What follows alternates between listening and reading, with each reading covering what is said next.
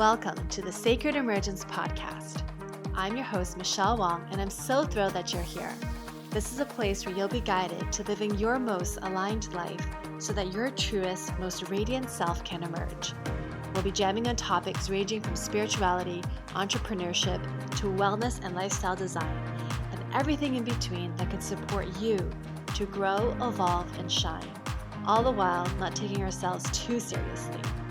So if you're ready to step into your leadership, break through limiting beliefs, own all of who you are, and expand in abundance, grab yourself your faith cup of tea and let's dive in.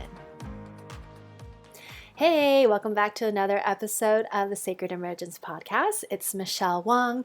And before we dive into this week's episode, I wanted to let you know, especially if you've been tuning in from the past 2 years, I dropped every episode on Monday, and then sometimes if I had more things to share or just more things coming through, I would share a bonus episode on Thursday or whenever throughout the week.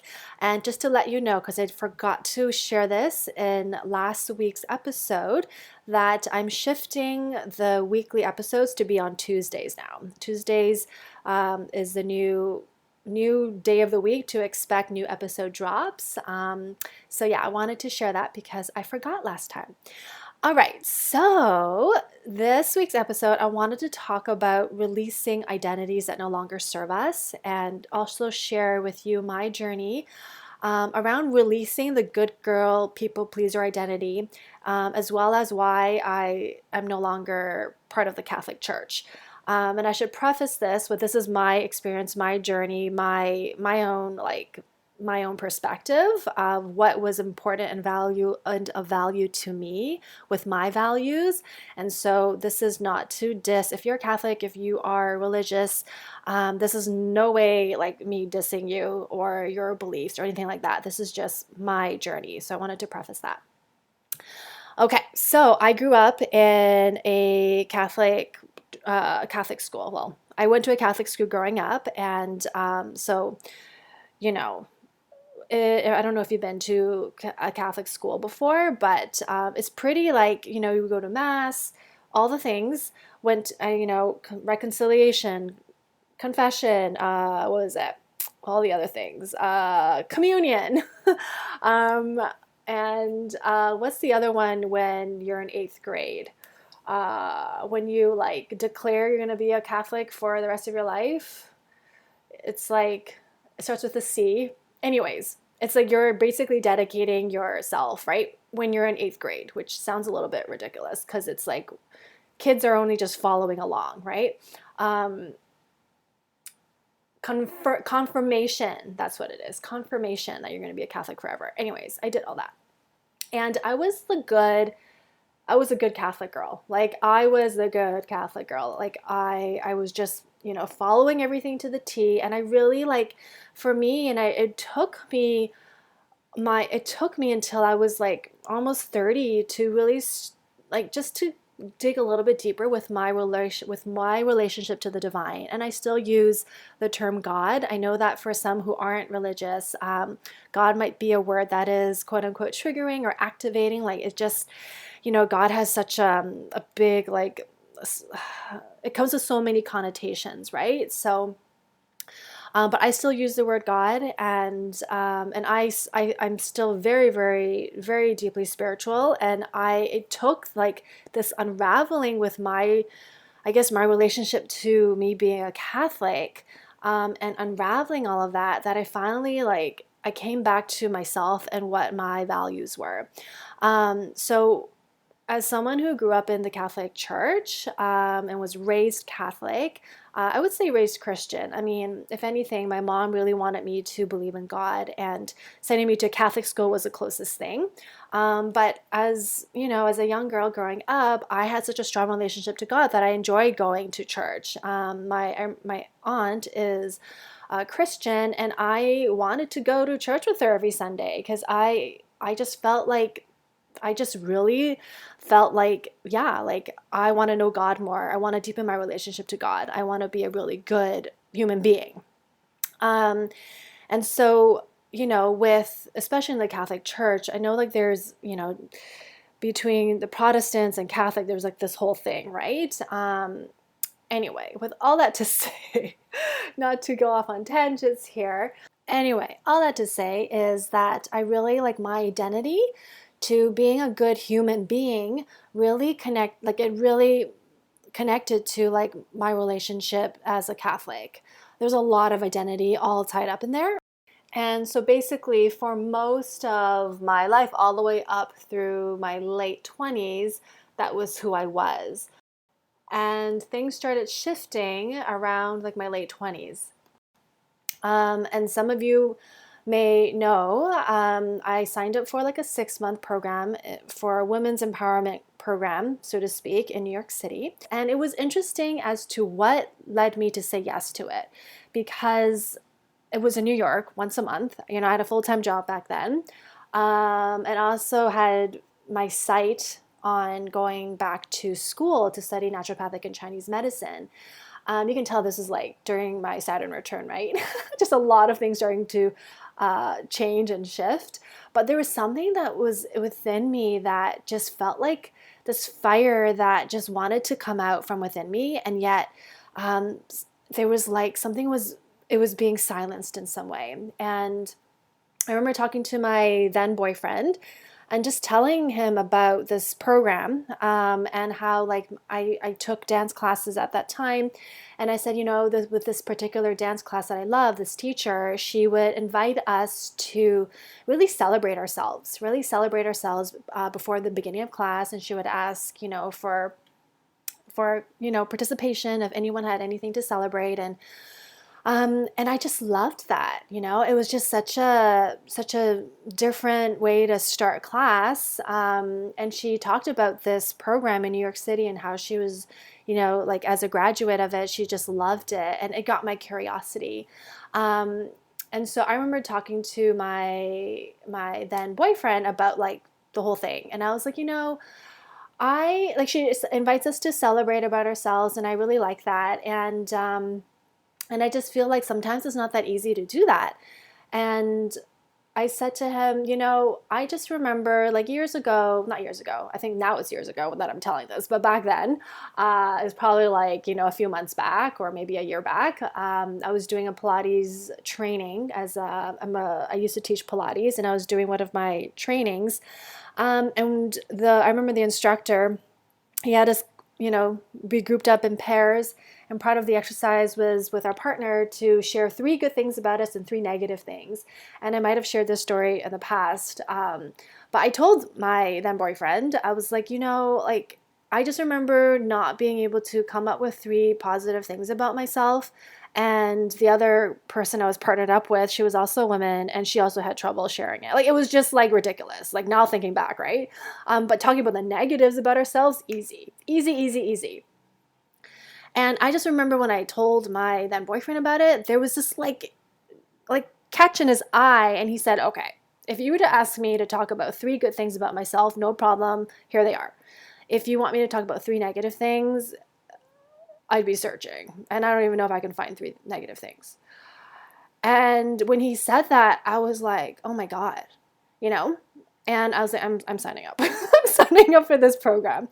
And I did. And it was through that journey of really exploring my relationship to the divine feminine, to pleasure, that things started to open up my eyes. Like, just like the veil, I guess the cloud that I just felt I was, you know, under, just lifted, and I started to see things differently, very differently. And there were like a few occasions just in my own life when I went to mass and when I went to, you know, confession and all of that, my relationship changed, because I remember the last time I was at confession, I've never felt so judged by the priest. And it was like the questions that he was asking me, it was just like none of his business, and just very like interrogative and just very judgy, that I just remember stepping out of that confession so fucking pissed. And I'm sorry, I should have warned y'all that I'd be cussing. But I was just so angry. And I was like, this is after my whole experience with like tapping back into my own body and pleasure and the divine feminine and just seeing things from a different lens, I was just like, I can't have this anymore, because like I am like a good person, and I followed like the Catholic rules and all of that to the T. And to have like a priest judge me, right, was just so out of line. It was just so out of line. And I was like who, like, what does it even mean, like, to be a Catholic? What is it like, and who am I? Right? Like, who am I and what do I really, really value? And I started to see things so differently. And I just started to like be curious. So I read this book by Sue Monk Kidd. It's her memoir, or at least one of her memoirs. I think she might have more than one. And it's the book called The Dance of the Dissident Daughter. And this is about her journey into the divine feminine. And I think she was raised as a Southern Baptist. And I remember a few things about that book, but there was one particular event that she shared that just got my blood boiling. And it was the misogyny that she experienced in the church, or not even like in the church, but she just remembered her experience of how she was treated by, I don't know if they were members of the church or if they were just, strangers, but it was like how she was treated by men. That really just like my blood got like, oh, just reading it, I wanted to like reach through the book and strangle. Like, I'm not a violent person, but that was just like the rage that I felt. Oh my God, as a manifestor, right? Like that blackout rage. It's just like, I call this sacred rage, right? It's like the holy rage of like, no, like I'm not taking a, like, I am not for this, right? I'm taking a stand for love and compassion and for like equality and like all of that, right? Anyway, so that got my blood boiling, and it made me really question um, the patriarch, right? The patriarch, especially in churches. And I started to see things differently. I remember having a conversation with a friend of mine who was a guy, and we, went to church together and all of that. And I said, there's something that just never sat well with me, and it's how women can never be priests. Like that never sat well with me. And I remember my friend, raised Catholic, and a guy, he was like, I'm okay with it. And I was like, of course you're okay with it. You're a guy. And I don't mean to generalize, but a lot of times when we are so conditioned, we don't see things like we're so in the conditioning that we don't see how things can be. Like, we don't see things for what they really are. Anyway, so that, like, just like things like that, it just like around the Catholic Church, and and because it's traditional or whatever excuse people might have, it just never sat well with me, right? And there's just a lot of things that is just like all these rules, it's about control. And I started to feel that and started to see that. And the things that when I just read some of the hymns and the homily, and like all, I don't really know all the language of I guess I was a semi good Catholic. Like, I don't really know, like, what do you call the book that, it's not the Bible, or maybe it's the Bible, but it's like, go to this page and we're going to read a passage. The ones that they give in the pews, they're not Bibles. But anyway, I remember like reading it differently, and the prayers that we've been reciting since we were taught, since I could remember, memorizing my prayers and all of that. I was like, I don't really feel like I was born a sinner. Like, just things like that. And like it just started to not suit me anymore. It just started to not fit. And I was like, I don't buy this narrative and this story. And I was having like an identity crisis in a way, because like my whole identity was like, yeah, I believe in God, I'm Catholic. Even my dating apps, in the dating apps, I'm Catholic, like very like, just, yes, that's me, that's the label, and this is what I believe in. And then I read the book by Elizabeth Gilbert, Committed. So this is like kind of the sequel to Eat, Pray, Love, but it was more like a research book, because she was coming to terms with, getting married again. And she started doing research on like on marriage and the history of marriage. So she wanted to come to peace with it if she had to get married again. Um, and that opened up my eyes to marriage and how much the church, the Catholic Church, their control over marriage, and how now it's like this whole sacrament when in the beginning they didn't approve of marriage because it's like if you're getting married, then it disconnects you to God, right? Then your love is with someone else. All of that. And then it's like, okay, well, if we're going to allow for marriage, then it has to be within our control. There's a lot of things that when I read it, I was like, wow, this is really, really interesting, right? Um, there was just all these different layers that, and then I saw the movie Dangerous Beauty, which is based on a true story of Veronica Franco, who was, I forget what century, but she was a courtesan in Venice. And that movie really opened up my eyes. I mean, I know it's like a movie, right? So Hollywood style, but there was a lot of truth to it. And like, I just saw through, like courtesans and yeah, like their role in society at that time versus the, more traditional wife, mother, and like there were different roles at play. But at the end of the movie, spoiler alert, it's actually one of my favorite movies, but total spoiler alert. So if you if you want to see the movie and you haven't seen it yet, you might want to skip this part, fast forward, I don't know, a few minutes. But basically at the end, like there was like a black plague and the church had to pin it on somebody and they wanted to, with the Catholic Church, they wanted to come into power. They want to control. So they blame the Black Plague on the sins of the people. And this is, God's punishment of you.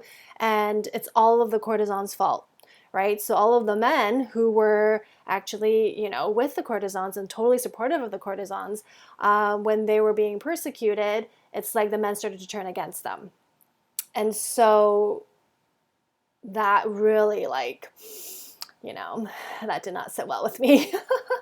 And that opened up my eyes to just like, wow, like what have I been, like what's the real story here? And just like another layer of the Catholic identity was being shed, it was being dropped, and it just did not sit well with me anymore. And it took a little bit. It took a little bit of the unraveling and me coming to terms with, well, what does that mean? Does it mean I don't believe in God?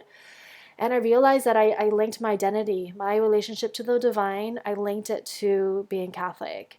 And it took a while. Like I used to wear the crucifix around my neck, like it was a necklace. And I love that necklace. I still really love it. But I felt like, why am I wearing this when I feel kind of like I don't associate with being a Christian, like being a Catholic anymore.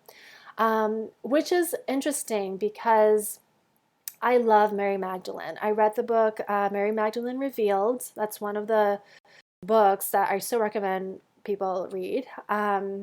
If you are a Christian or interested, and if you're going to read the Bible, you should also read Mary Magdalene Revealed.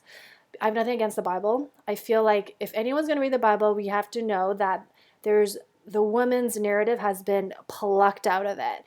And there are gospels according to other women, including Mary Magdalene, that was taken out, or other perspectives that were taken out that showed that Mary Magdalene was a disciple. And I think the Catholic Church has now honored that now, but it took a while for me to unravel that identity. And now it's like, whew, it's like now that where I am, who I am now, when I look back, I had to go through that journey, but it wasn't easy to let that identity go.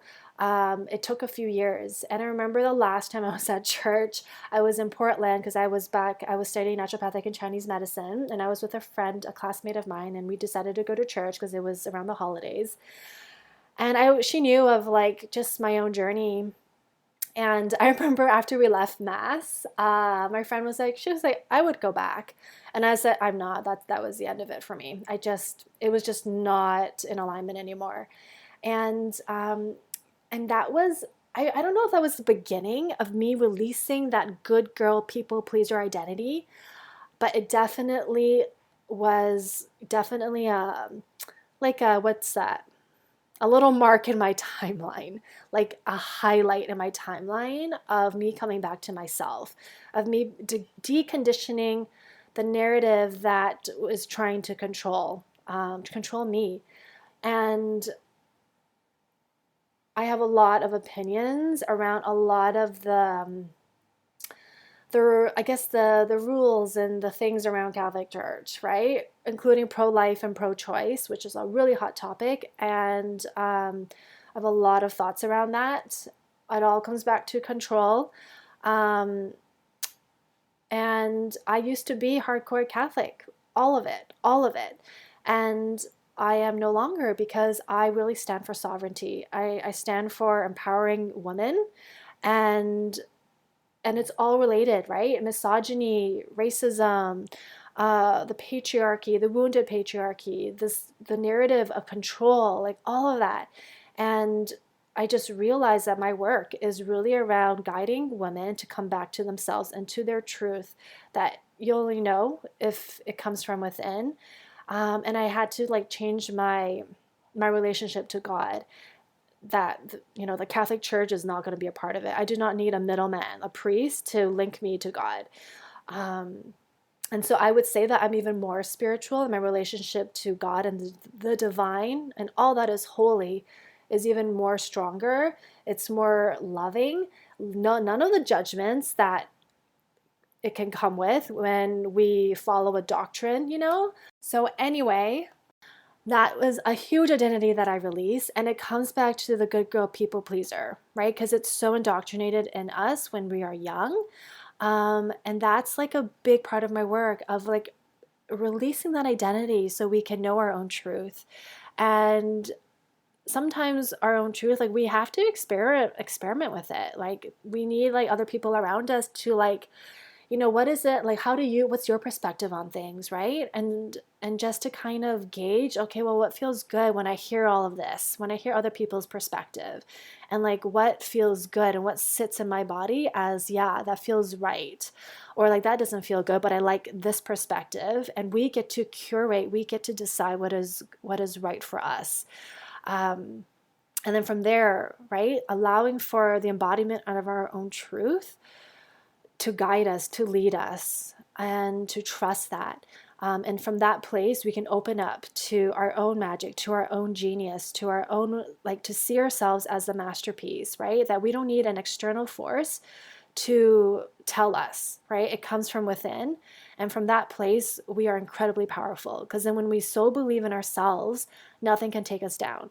I'm not saying that there won't be moments of doubt, or like, yeah, there's definitely, if we have trusted friends and guidance that are always, that we can have access to be like, no, I have your back, right? But at the end of the day, we need to have our own back, right? Because I've shared, like, our relationship to ourselves is the most important relationship that we'll have. And I also say that our self, in capital S, right? Our self, our relationship to what is holy within us, and that includes our relationship to the divine and to ourselves. And that's the most important relationship.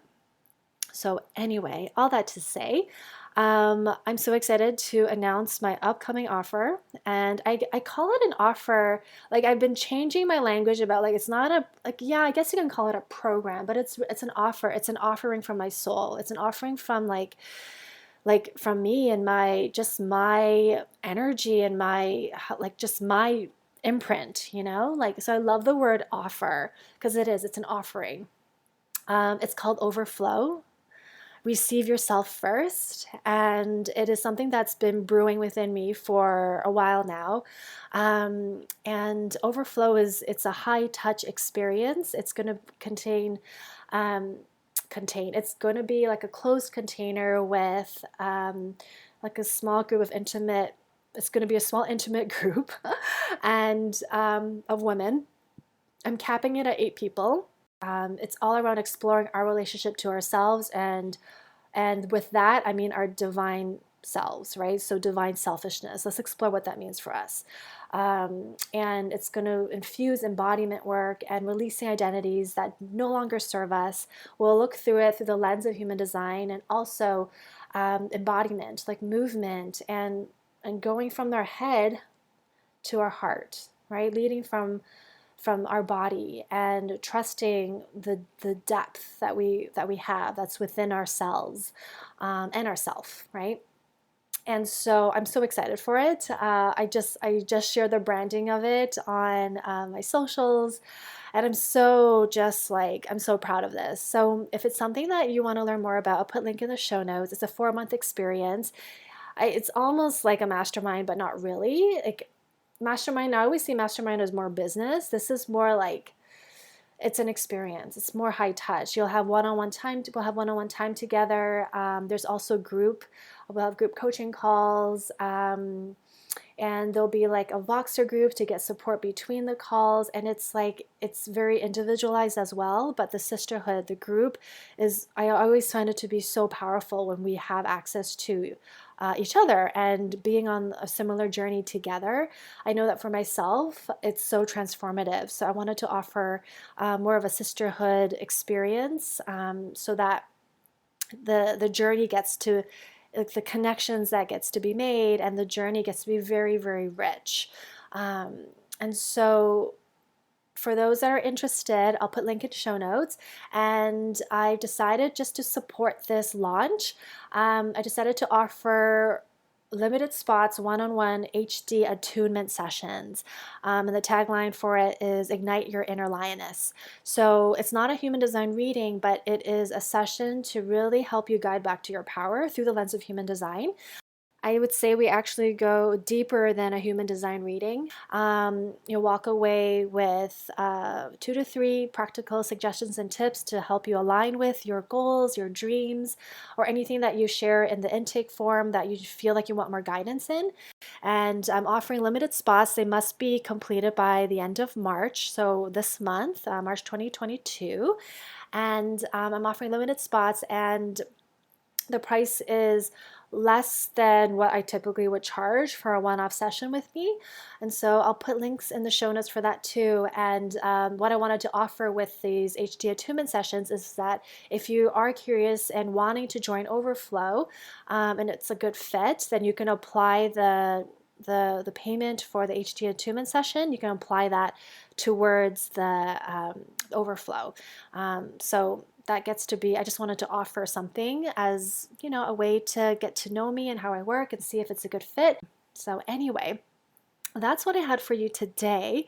Our identity, like how we see ourselves, is really important. And our identity, it's going to grow and shift over time. I feel like it's healthy to do that, right? Because we are ever evolving, ever growing. And the title of this podcast, Sacred Emergence, is exactly that. Like, where you are and who you are is exactly amazing and perfect. And I believe, like, from this place we continue to grow and emerge, and it gets to be a very holy and sacred journey.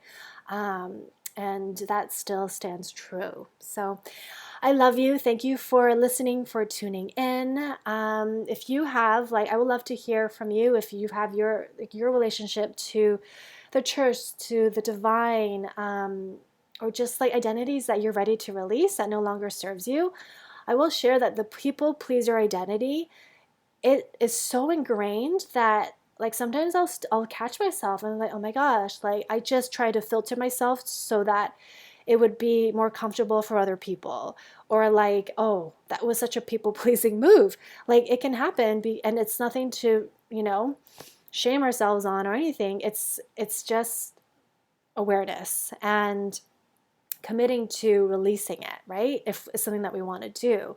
But when we people please and we are playing the good girl syndrome or whatever, it's like it can be manipulative, because we're not who we truly are, right? We're just trying to have other people think that we are being nice, when really we don't really want to. Like, if I'm asking someone to help me and they say yes, but they're resenting it, oh my God, I really don't want them to say yes. Just let me know and I can ask someone else. Like, it's not a big deal, right?